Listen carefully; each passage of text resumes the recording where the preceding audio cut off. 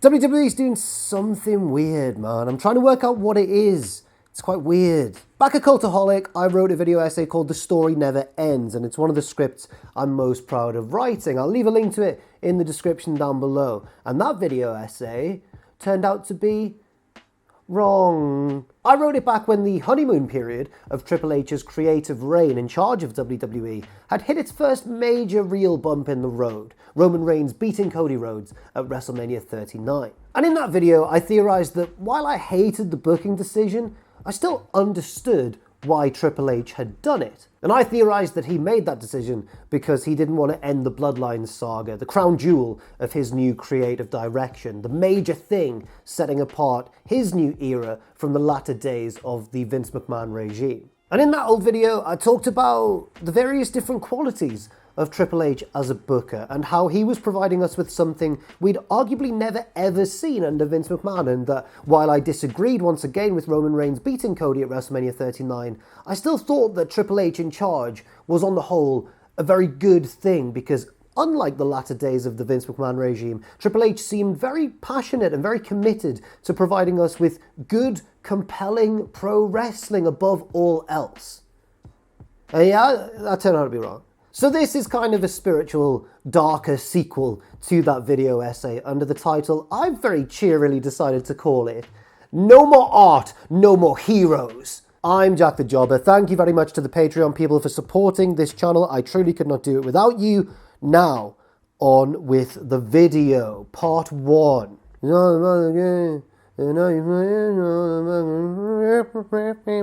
Triple H's reign started off kind of great. Everyone was optimistic. Do you remember this? Kind of felt like it was going to be similar to NXT's peak in the mid-2010s, an era of which Triple H was again in charge of. And I know a lot of us, myself very much included, were thinking that it was going to be that, but on a bigger, grander scale, now on the main roster. The antithesis of everything the latter days of Vince McMahon had been, which were very confusing, uninspired, no respect paid to continuity or long-term plans.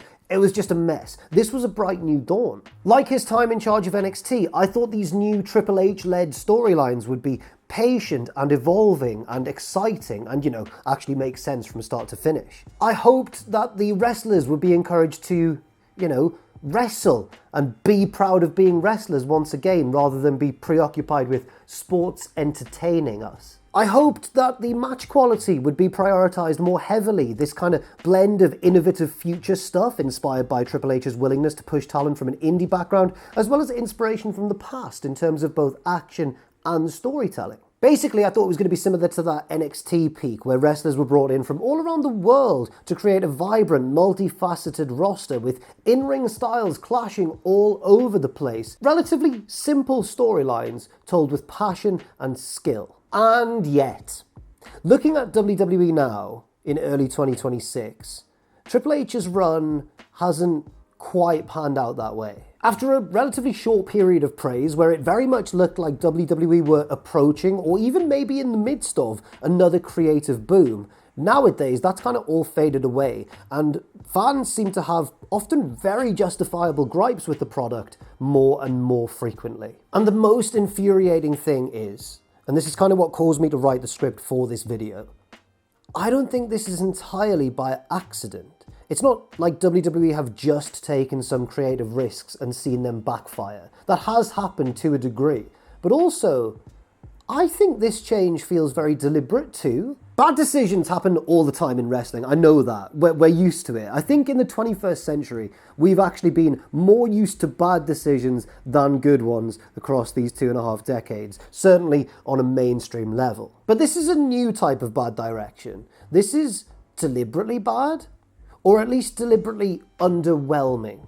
I'll explain what I mean. When Triple H was in charge of NXT in the mid-2010s, I was a big fan of that product. I thought it really stood out, especially in contrast to the main roster at the time, as I've explained. Vince McMahon was as determined as ever to make WWE, not wrestling, prioritizing moments over matches and over interesting storylines. But somehow, under Vince's nose, perhaps because he didn't care and literally wasn't watching NXT, but somehow Triple H was managing to keep this link between WWE and pro wrestling very much alive. NXT felt like a bit of a very modern version of an old NWA territory, with its usually fixed location, a real emphasis on in-ring action, and storylines playing out not only in designated non-wrestling segments, but also in the action of the matches themselves. The storylines and the action were intertwined. The wrestling itself was the story. Remember that for later.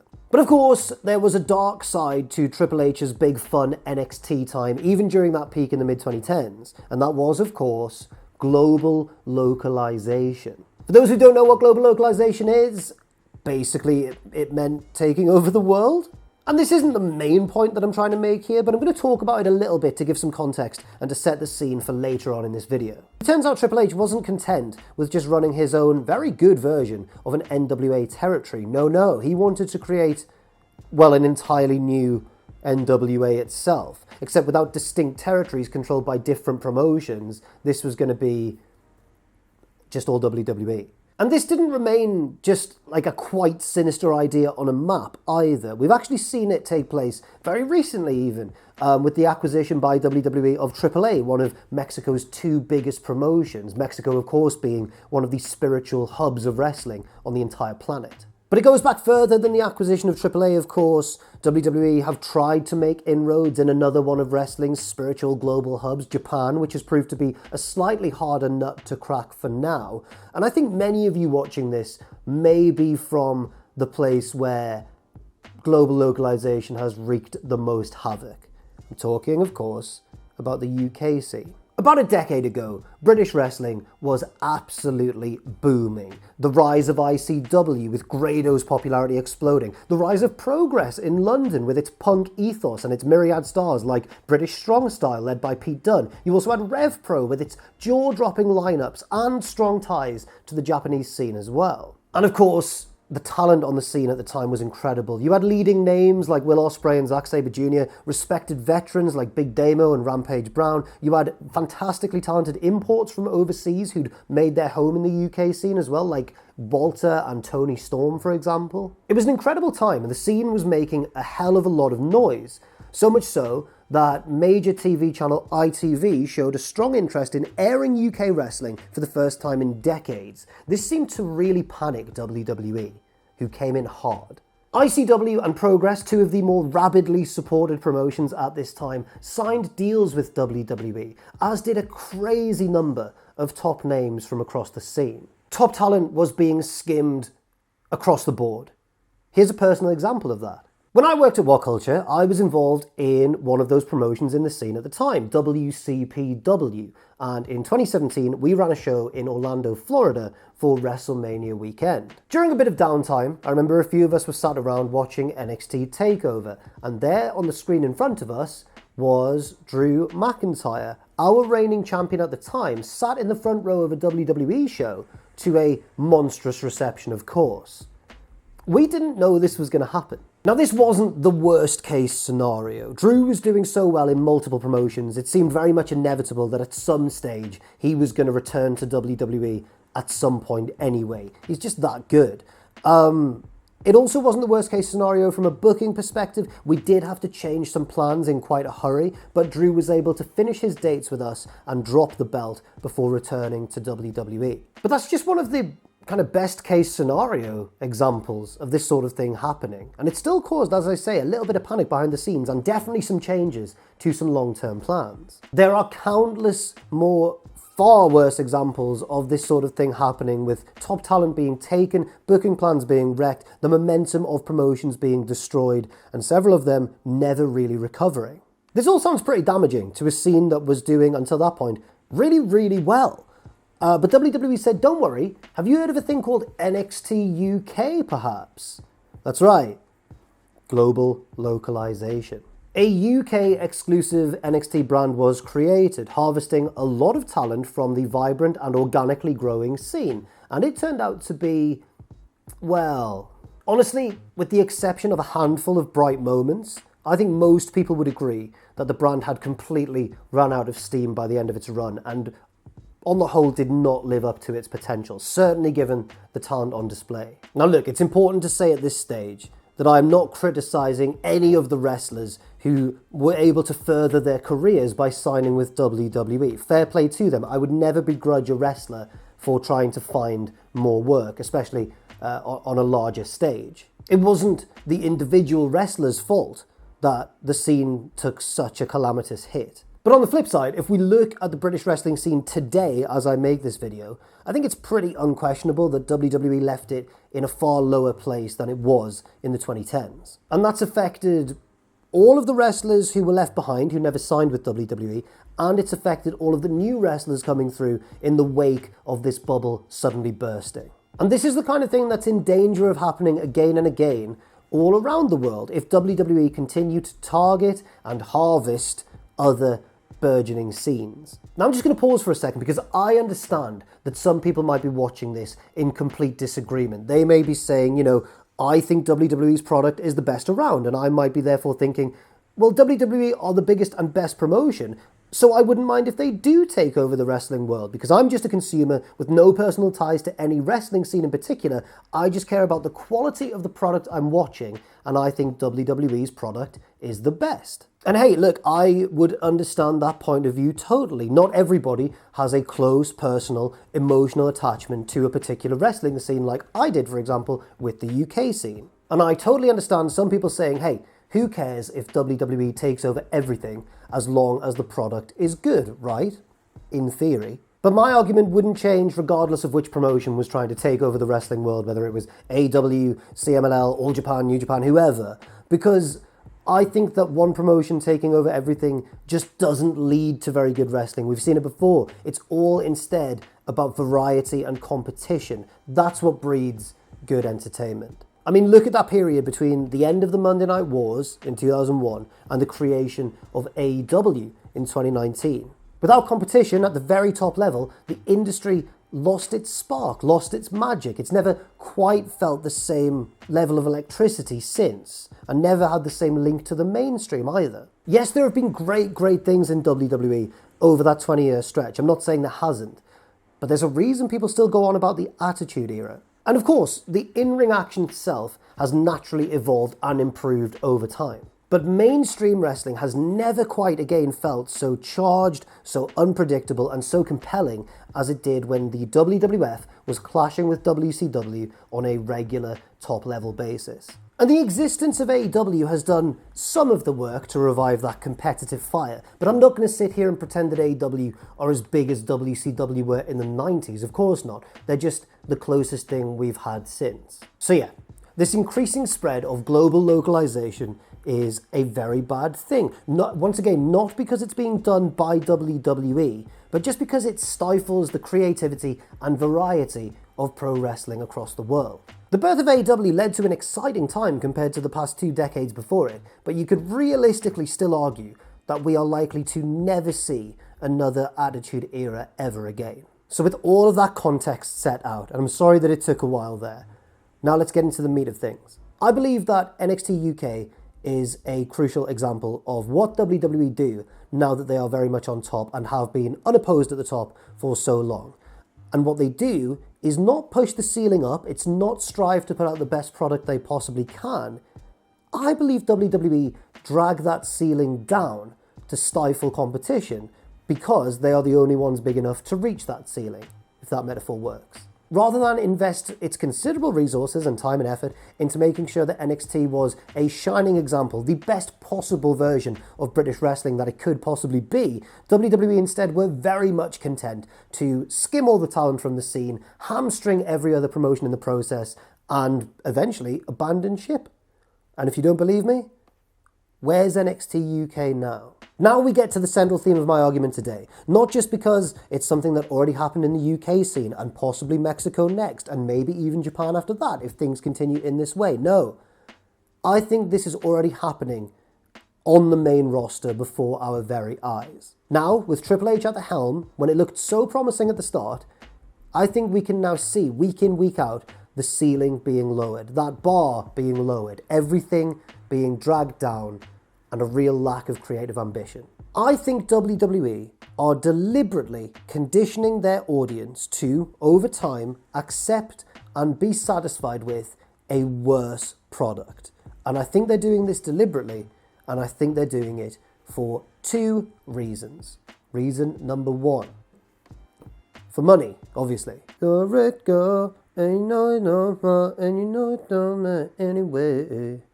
You can get by on the... Watch any episode of Raw or any premium live event these days, and the most immediate noticeable change, of course, is less wrestling, more adverts. Look at the logos all over the ring and the canvas and the crowd barricades and the tables. God, even the tables. Look at the Prime hydration station.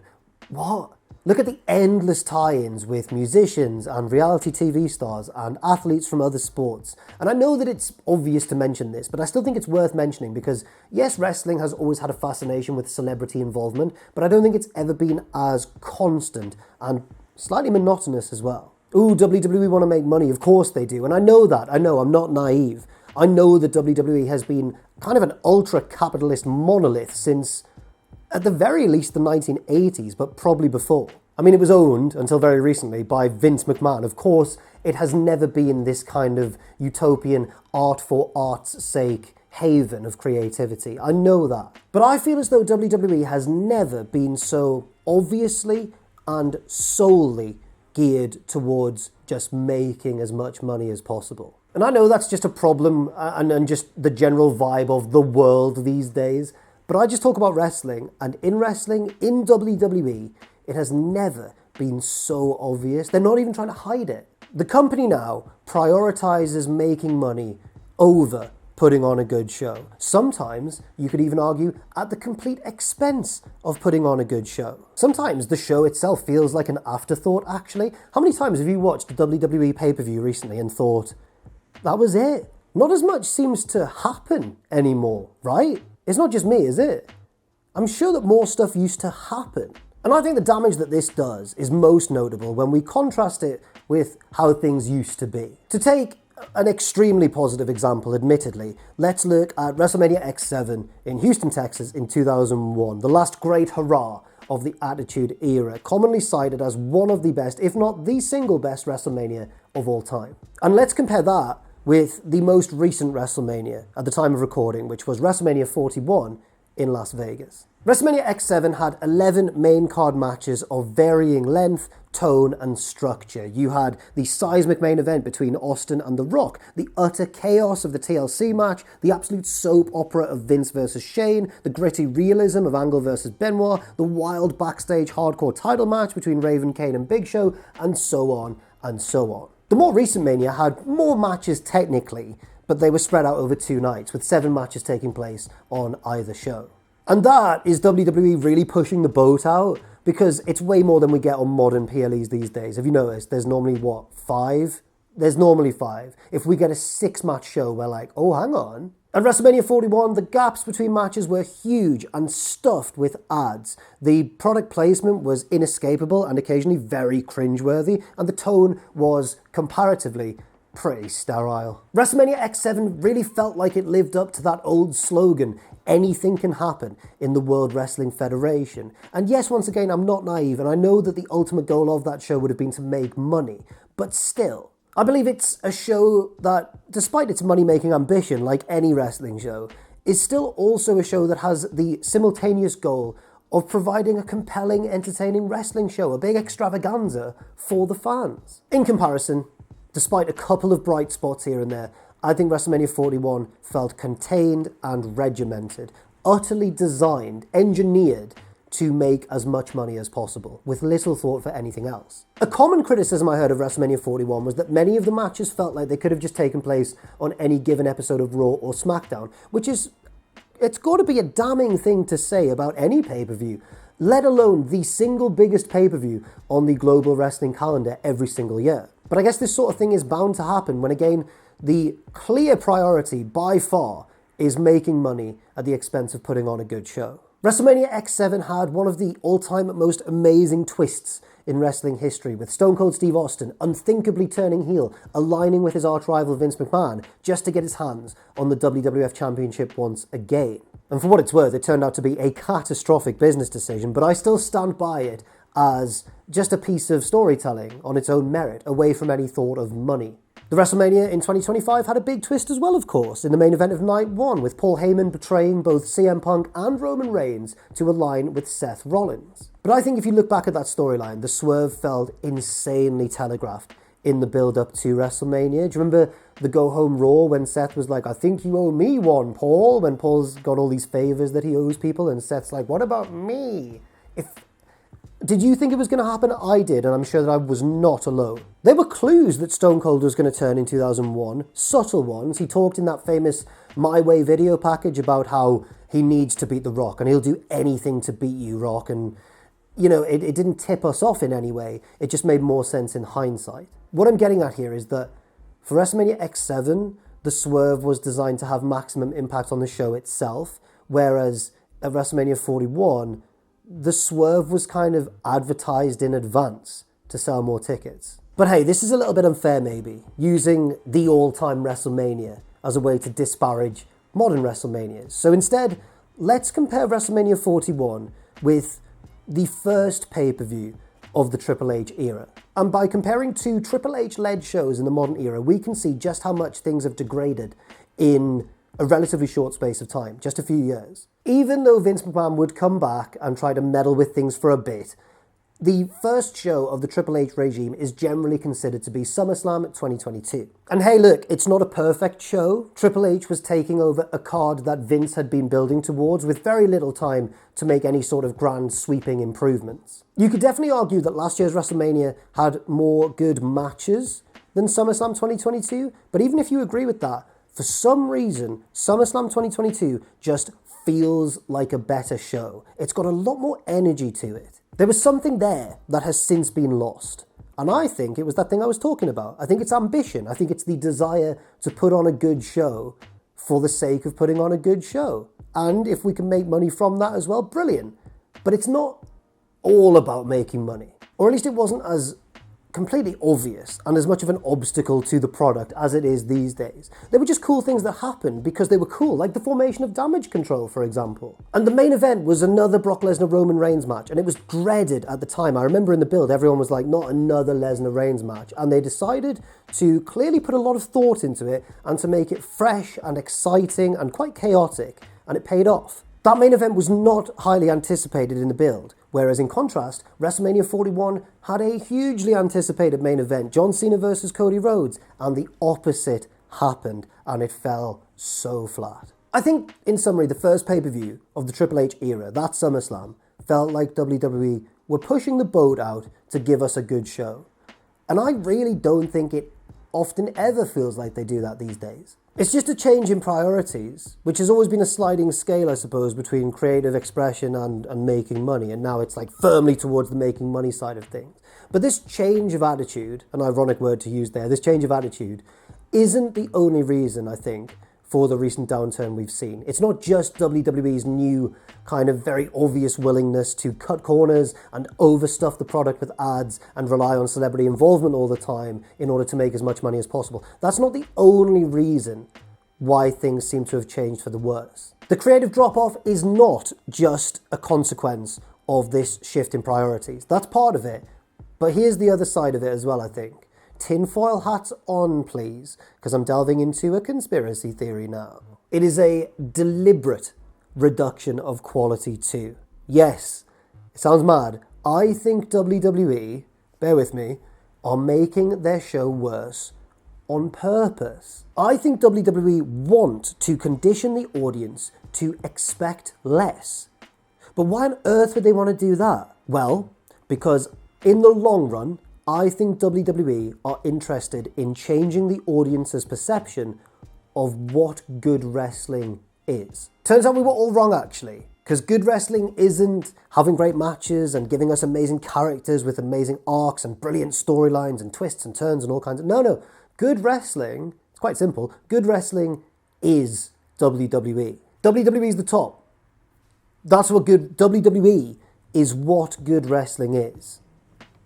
No further questions. This time I'ma let it all come out. This time I'ma stand up and shout. I'ma do things my way. We're in a really crucial period now, where this change to the product, this, I think, deliberate lowering of standards, has happened recently enough that it's still apparent to us. But that'll fade, so we need to lock in right now because it's quite glaring at the moment, but that'll change rapidly. And I hope you agree when I say this. I think it might not be so noticeable to younger or very, very new fans of WWE, but to us, the saddos who've watched it for ages, I think it's really obvious. We remember what it was like before. We remember what WWE can do at its very best. And we need to cling on to this memory and remember it because WWE are trying to, hold on to your hats, are trying to reframe reality. Whoa, dudes.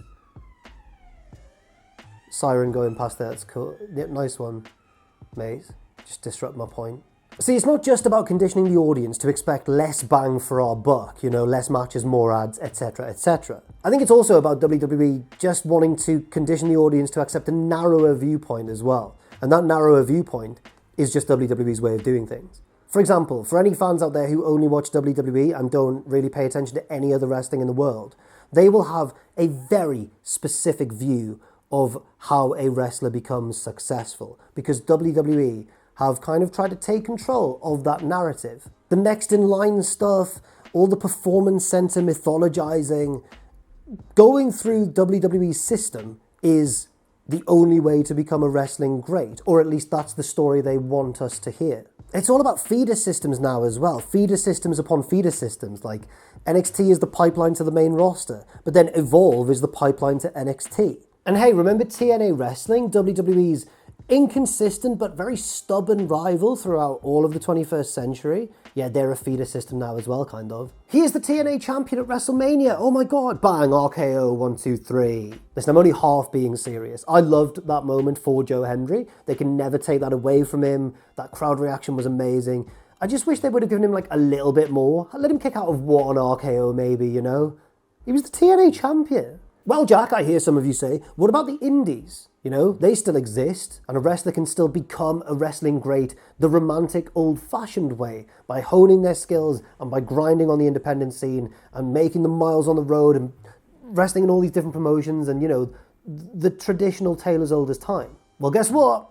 Now WWE are trying to make the indies part of their system as well, with the WWE ID program, where certain promotions and wrestling schools are handpicked and are now part of the WWE extended universe. Isn't that nice? I think a good way of deciphering WWE's vision of an ideal wrestling world is by looking at the career mode of their video games. It's a fantasy land. It's where they can show us what they want wrestling to be, unfiltered. And guess what those career modes show us? They reflect this that I've just talked about. They were a warning sign, and WWE are now trying to implement that in real life. Back to the real world now, where these days we now have a whole rat race of wrestlers trying to make it to the Performance Center, or to Evolve, or to NXT, or to the main roster, and it's a whole system in itself. And often, a wrestler's progress through that system is glacially slow. I think deliberately so often, designed to remind us what a titanic mountain WWE is to climb. But now that WWE are 99% of the time reluctant to push anybody with any sense of speed or urgency, we're left with two problems. One, all the current stars are getting older and older, and I don't know if enough newer stars are coming through fast enough to replace them without it feeling like a big drop-off when it eventually happens. And two, it feels like a lot of the potential of these best and brightest new stars is being wasted in real time. They're wasting a lot of time.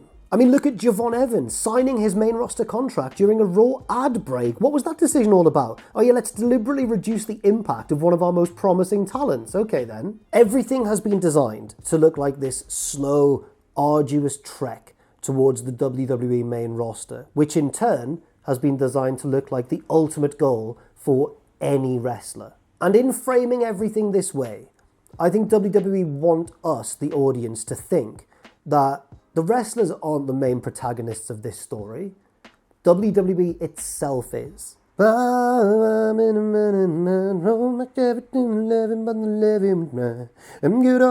talked at the end of another video essay I've done on this channel, the one about John Cena's retirement run. I talked at the end of that about how nobody is a star anymore. Vince McMahon's historic model throughout WWE history, which had its positives and negatives, of course it did, was all about finding and then pushing and reinforcing a big babyface star. Hulk Hogan, Steve Austin, John Cena with polarizing results, Roman Reigns with even more polarizing results. It's not perfect, but you can see why he did it, and why countless other wrestling promotions have followed a similar model as well over the course of wrestling history, from the aces of various Japanese promotions to those near mythical hero figures in Lucha Libre. Vince didn't start this model or anything, he is just perhaps its most famous practitioner. Now though, WWE is the star, not the wrestlers. So it's very interesting to see how they've handled their biggest baby faces in recent times. Now Roman Reigns is obviously one of the biggest baby faces around at the moment. I don't think he's a particularly good discussion point here, just because of his part-time schedule, especially since becoming a babyface again. So maybe that's something we can return to after this year's WrestleMania, once we see maybe what direction he's headed in. But we can still look at the cases of the two other big baby faces in modern WWE, CM Punk and Cody Rhodes. This hurts, man. This hurts, because CM Punk is probably my favourite wrestler of all time, full stop. And I know that he's very divisive, and I know that a lot of people don't like him. And look, I get why you might not like CM Punk, totally, I understand that. Punk is a man who has been wrong so many times in the past and never really admits that he has been. He's a wrestler who's made big mistakes, but fans of his, we love him because he cares and he makes it feel real, and he was always the antithesis of like this sanitized sense of sports entertainment nonsense. He was a wrestler, a real wrestler, and he was a damn good one as well. He also came up that old romantic way that I talked about, through the indies, never the biggest or the most athletic, but just getting by and thriving on sheer hard work and creativity and force of charisma. So what does CM Punk look like these days, this indie rebel who captured so many hearts around the wrestling world? Well, WWE showed him in tears backstage, thanking Triple H for giving him the main event of WrestleMania 41, Night 1. Do you remember the reaction when Punk came back to WWE at Survivor Series 2023? Do you remember that reaction? And do you remember what happened? We had like Seth Rollins losing his mind at ringside. We had work shoots popping off, rumours flying everywhere. What's real, what's not? Reports of Drew McIntyre storming around backstage in a bad mood because of this. He was going to set the world on fire. He's CM Punk, man. I don't want CM Punk to come back to WWE and cry to Triple H backstage and thank him. What on earth is that? Yeah, of course, do that out of character, do that behind the scenes, whatever, that's absolutely fine. But why deliberately make that part of the product, part of your output? Why deliberately reduce the rebellious, unpredictable appeal of CM Punk? We have to ask why WWE are so eager to really pull the curtain back and show us things like this. And I don't think it's just because the main event of WrestleMania Night 1 is such a prized achievement and they want to show it to be that. Because we knew that anyway. Punk's talked about it as a goal of his for years and years and years. And it was even part of the storyline itself. So I don't think it tells us anything that we didn't already know. We know that main eventing WrestleMania is seen as a great achievement, and we know that particularly CM Punk really, really wanted to do this and had done for decades. I think there's another reason WWE were all too happy to put this out there, and I think it's what this moment suggests. And what it suggests is that CM Punk was wrong and that WWE were always right. Punk, despite his explosive podcast interview in 2014 and despite his anti-WWE bluster when he debuted in AEW, despite all of that, this is showing us that he was wrong and he is apologising for it. He left, but now he's back as this prodigal son, and if you do things the right way in WWE and you follow the system, then you ultimately get rewarded. And what a nice, happy, emotional moment it is. Ugh. Now, of course, this doesn't wipe away the past, obviously. We'll always still have memories of the pipe bomb and everything, but now, as it stands, CM Punk, it pains me so much to say this, CM Punk is just another WWE superstar. He's a massive one. He's one of the biggest superstars currently and a very, very popular one. And sometimes it doesn't feel like he's just another superstar. And that's because he's an all-time great on the microphone and sounds very convincing. But unfortunately, CM Punk, just as he told us all those years ago, is just another spoke on the wheel. The irony is, back in 2011 when Punk told us that he was just another spoke on the wheel, he actually wasn't. He was saying things we never dreamed of ever hearing on WWE TV. He was this close to changing everything. Of all the examples you could possibly think of WWE being the main star now and not its wrestlers, and WWE is bigger than even its own biggest stars, of all the examples you could think of, that is definitely the hardest one to swallow. It's the bitterest pill to take, especially for CM Punk fanboys like myself and presumably a fair amount of you out there. It might be the hardest example to take, but I don't think it's the most telling one. I don't think it's the most telling example of WWE's desire to control things. I think the most telling example is Cody Rhodes. Cody is like my favourite top level mega popular wrestler that I've ever had the privilege of working with in real life. So charming, an amazing guy. Love Cody Rhodes. And even if I'd never met him and I wasn't dropping in that little humble brag there, I still think I would greatly admire Cody for what he did, for the way he set out and forged his own path and broke the wheel and set up AEW, set up WWE's biggest competition in 20 years. And now returning to WWE, it's made him an even bigger name and he became a world champion and he has totally transformed his career. I get it, he made himself a very important guy. But he's not the guy. Nobody in WWE is the guy anymore. And what do WWE refer to Cody Rhodes as? What do they love calling him on commentary and everything? The quarterback, the leader of the team. I know you might say, well, Cody came up with that himself, but Cody says a lot of things about himself. Wrestlers say a lot of things about themselves, but WWE have chosen that one, the quarterback, to really emphasize to us. I think they love calling him the quarterback because it implies that, yes, he is maybe one of the biggest and brightest stars around, but he's only as good as the system around him. You get what I'm saying there? They love that metaphor. Cody Rhodes is the perfect babyface for the Triple H regime. One who is quite easily portrayed on screen as a brave and virtuous leader of men, but also someone who is a very trustworthy ambassador for WWE, says all the right things, does all the media appearances, can be relied upon to proudly put forward WWE's message to the world. Of course, the same thing used to be said about John Cena as well, the ultimate company guy for WWE. But he got too big and became bigger than the brand itself. And that can never be allowed to happen again. And look what happened. Cena was the subject of a disastrous heel turn. The Rock kind of hijacked that storyline as well. It didn't go well for him. Travis Scott got involved. It all got retconned. Cena was a face again, dropped the belt to Cody, and then lost his final match to Gunther, tapping out clean while the crowd violently booed this booking decision. And despite that, Triple H strode out there, and together, he and Cena watched a highlight reel of Cena's career. And it was Triple H on the post-show answering questions about it and everything. Nobody is bigger than WWE in modern WWE. Anyway, currently, CM Punk and Cody Rhodes, they're just two stars, man. They're two of the biggest ones, but they're just another two WWE superstars in the current landscape. That is so disappointing, especially in the case of those two guys in particular, because they were so beloved for standing for something other than the success of WWE. They were both massive rebels in very different ways. CM Punk lashed out against the system in a big way. He broke the glass ceiling, and then when he was dragged back down to earth, he said F it and walked away. And then he came back into the fold. Cody Rhodes left to forge his own path. He became this global, traveling indie megastar. He did things we've never seen a WWE superstar do before, and he set up WWE's biggest competition in 20 years. And then he came back into the fold. And WWE must love the way that this has gone, because it totally reinforces their 2K career mode idea of the wrestling world. The ultimate goal is WWE.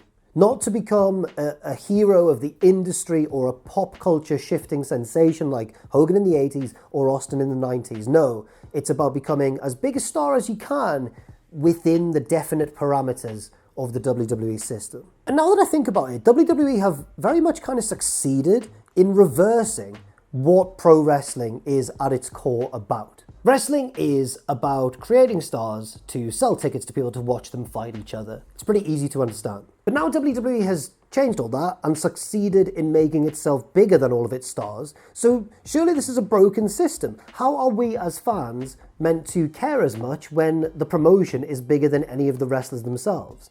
That doesn't work, right?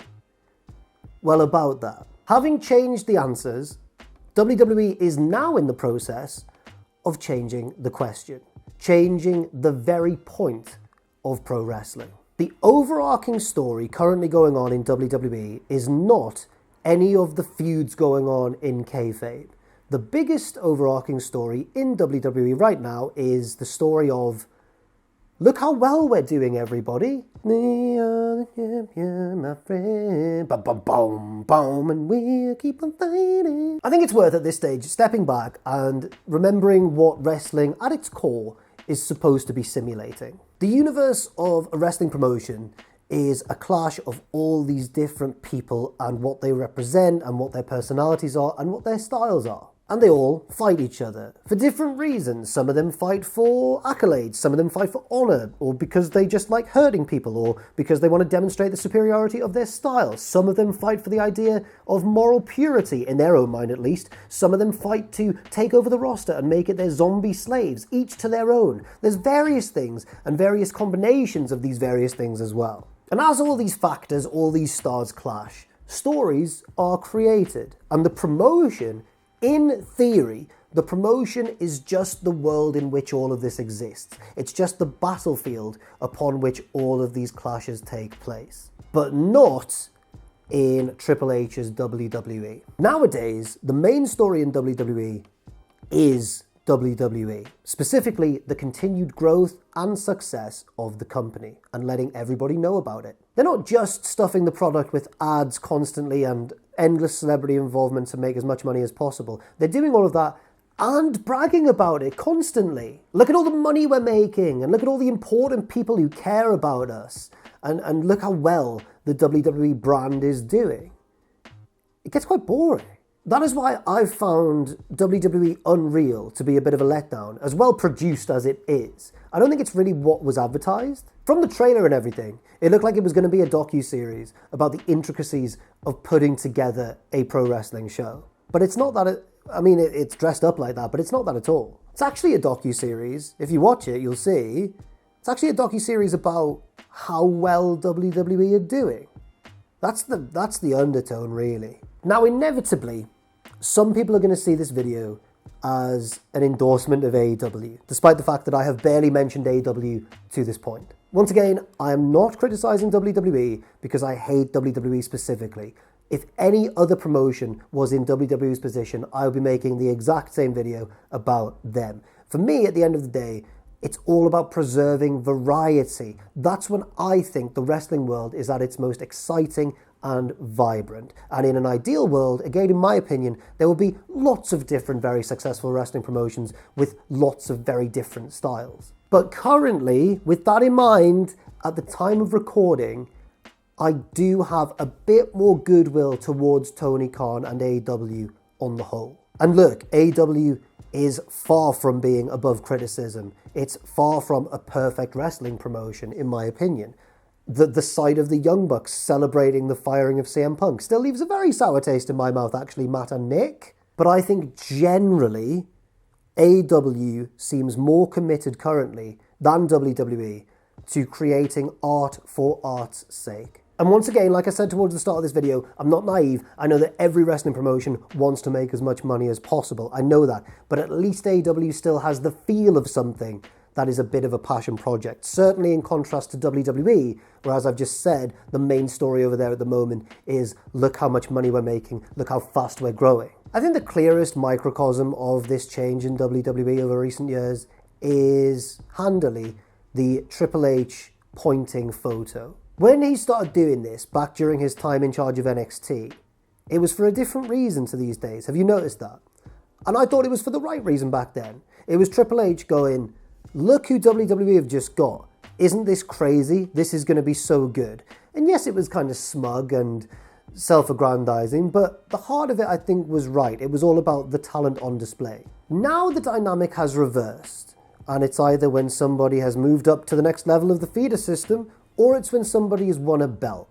And now the meaning of the Triple H pointing photo is, look how well this person has done in our system. It's crazy to me and very disappointing that Triple H appears to be one of the main driving forces pushing WWE in this direction, dragging the ceiling down and everything that I've talked about. Because in the mid-2010s with NXT, I thought he seemed genuinely committed to making good wrestling for the sake of making good wrestling. I was a huge NXT fan in like 2015, 2016. I think on balance, it was probably my favourite wrestling on the planet at that time. I believed in you, Paul.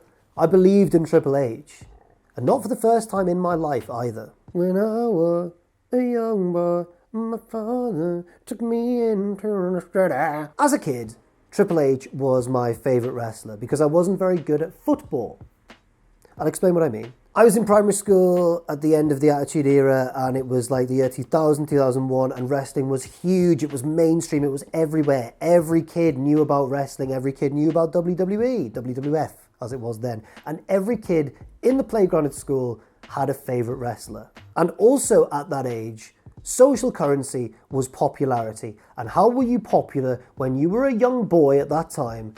By being good at football. And I wasn't good at football, so I had no social currency. And guess who all the kids who were good at football liked? Guess who all the popular lads enjoyed? Stone Cold Steve Austin and The Rock, yes, of course. Well, there was one lad who was really into the Big Show for some reason, but each to their own. Fair enough.